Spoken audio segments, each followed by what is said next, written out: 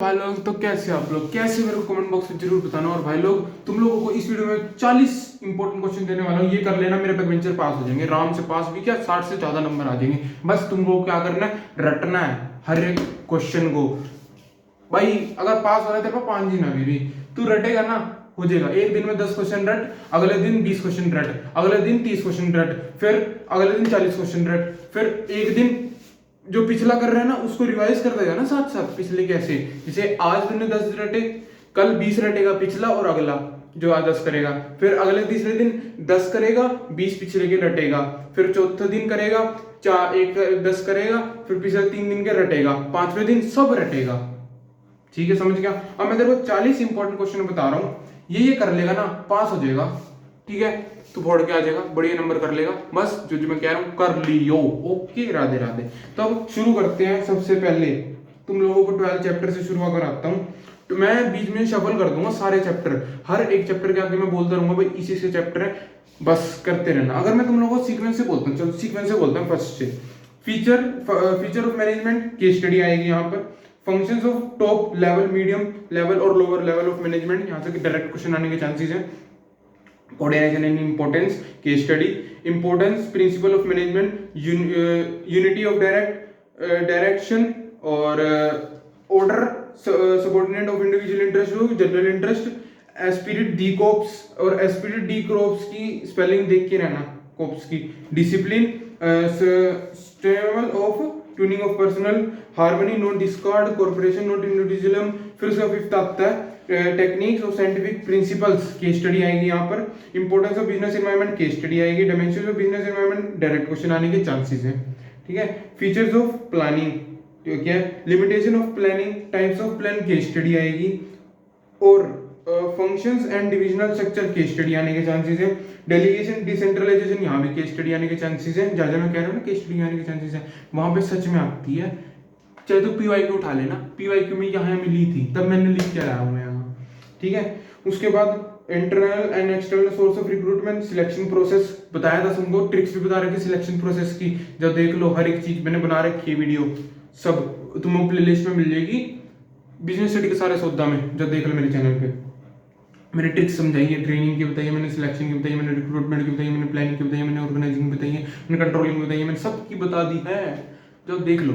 उसके बाद आते हैं training benefit and method, business and employees. ठीक है, उसके बाद financial and non financial incentives की स्टडी आएगी यहाँ पर। स्टाइल ऑफ लीडरशिप की स्टडी आएगी और बहुत आसान आएगी, चिंदी है बहुत। उसके बाद point of symmetric barriers and organising barriers और लैंग्वेज बैरियर भी कर लेना साथ साथ। मास्लो नीड हायरार्की थ्योरी बहुत इंपॉर्टेंट क्वेश्चन हमेशा बनता है, आएगा 3 नंबर में आ जाएगा, नहीं तो केस स्टडी आ जाएगी। Importance of controlling, relationship between planning and controlling, process of controlling, CPC और एमपीएमबीई कर लेना, यहाँ पे केस स्टडी बनती है। समझ गए ना, सीपीसी कंट्रोल से क्या चीज बोल रहा हूँ। Factor affecting dividend and financial decision. फिर आता है 24th question, importance of financial planning case study आएगी। Financial leverage numerical, financial leverage का न्यूमेरिकल तुम लोगों के लिए मैं दिखाता हूँ, मैंने बनाया तो था तुम लोगों के लिए। अगर मिल गया तो ठीक है, नहीं तो भाई तुम लोगों का लग है। मैंने लिखा तो था पूरा बढ़िया तरीके से तुम लोगों के लिए, अगर तुम्हें मिल गया तो मैं तुम लोगों को दिखा देता हूँ, नहीं मिला तो तुम्हारी किस्मत है भाई। मैंने लिखा तो था, मेरे को नहीं लगता मिलेगा। ये मिल गया, मिल गया, तुम्हारी किस्मत है भाई साहब। ये देखो किस्मत है तुम लोगों की, ये देखो